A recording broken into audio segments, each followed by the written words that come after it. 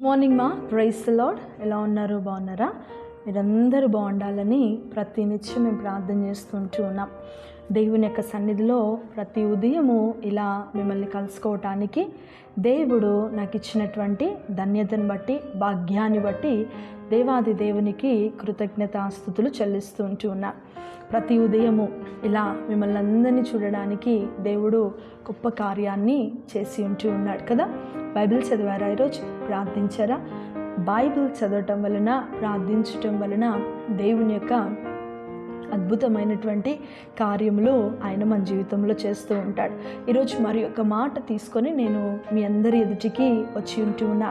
ఈరోజు దేవుని యొక్క మాట 105వ దావీదు కీర్తన 9వ వచనము. అబ్రహాముతో నేను చేసిన నిబంధనను, ఇస్సాకుతో నేను చేసిన ప్రమాణమును నిత్యము ఆయన జ్ఞాపకము చేసుకొనును. ఈరోజు దేవుని యొక్క మాట 105వ దావీదు కీర్తన 8వ వచనము. అబ్రహాముతో నేను చేసిన నిబంధనను, ఇస్సాకుతో తాను చేసిన ప్రమాణమును నిత్యము ఆయన జ్ఞాపకము చేసుకొనును. ప్రియ విశ్వాసి, ప్రియ దేవుని బిడ్డ, ఈరోజు దేవుడు మనతో మాట్లాడుతూ ఉన్నాడు. ఆయన అద్భుతమైనటువంటి కార్యము దేవుడు మన జీవితంలో చేస్తూ ఉన్నాడు. ఆయన అంటున్నాడు, ఆయన ఏంటంట, అబ్రహాముతో తాను చేసినటువంటి నిబంధన, ఇస్సాకుతో చేసినటువంటి ప్రమాణము కదా. నిబంధన, ప్రమాణము. నిబంధన కవెనెంట్, ప్రమాణము ప్రామిస్ కదా. అంటే ఒక మనిషి పట్ల దేవుడు తన యొక్క చిత్తాన్ని, తన యొక్క కార్యములను దేవుడు జరిగిస్తూ ఉంటాడు.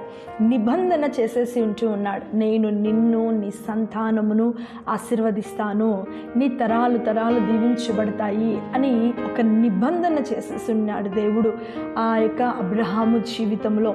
నిజంగా అబ్రహాము జీవితాన్ని, తన ప్రయాణాన్ని చూస్తే అద్భుతము. విశ్వాసములకు తండ్రిగా అబ్రహాము ఉండటానికి అబ్రహాము దేవుని యందు ఎంత విశ్వాసంగా ఉన్నాడా అనేటువంటిది రుజువుగా కనబడుతూ ఉన్నది. దేవుని యందు ఎంత విశ్వాసముతో కలిగి ఉన్నాడా అనేటువంటిది ఒక రుజువుతో కనపడుతూ ఉంటుంది కదా. అంత నమ్మకము, అంత విశ్వాసము అబ్రహాము దేవుని ఎడల కలిగి ఉన్నాడు కనుక అబ్రహాముతోటి ఒక నిబంధన చేస్తున్నాడు. ఏమని? నేను నిన్ను ఆశీర్వదిస్తానని. ఇస్సాకుతో ప్రమాణం చేస్తూ ఉన్నాడు, ప్రామిస్ చేస్తున్నాడు. ఏమని? నేను నీ తండ్రికి తోడై ఉన్నాను, నీకు తోడై ఉంటాను, నీ తర్వాత వారికి కూడా నేను తోడై ఉంటాను, నీ తరాల వారికి నేను తోడుగా ఉంటాను, నేను నిన్ను దీవిస్తూ ఉన్నాను, నేను నిన్ను ఆశీర్వదిస్తున్నానని చెప్పి దేవుడు మాట్లాడుతూ ఉన్నాడు. ఈరోజు ప్రియ విశ్వాసి, ప్రియ దేవుని బిడ్డ, దేవుడు నీతో మాట్లాడుతున్నాడు.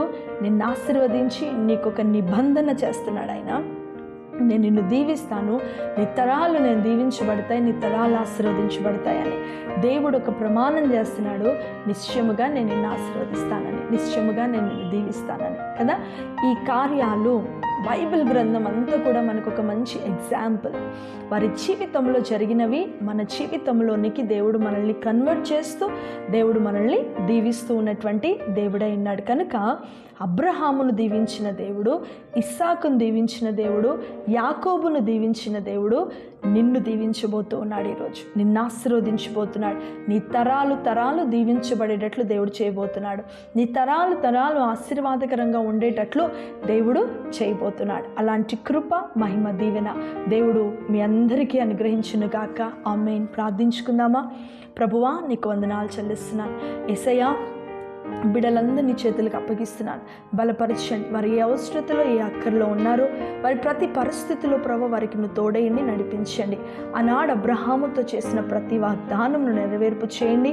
ఇస్సాకుతో నువ్వు చేసిన ప్రతి ప్రమాణమును కూడా ప్రభు నువ్వు నెరవేర్పు చేసిన దేవుడవు.